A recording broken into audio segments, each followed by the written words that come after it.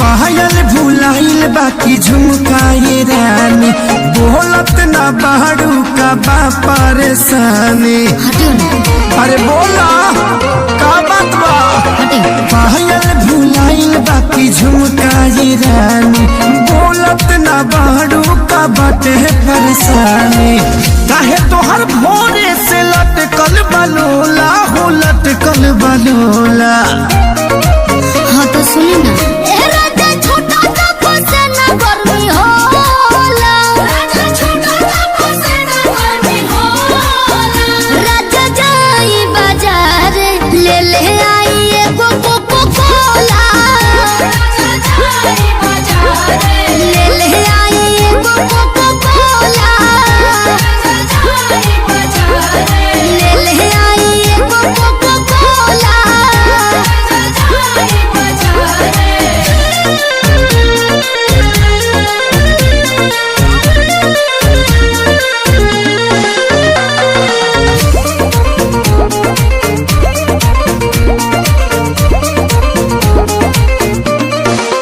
जवन जवन कहबू लइबो सजनिया लहई पीला ग्लूकोच वाला पनिया पिया हमरा के तू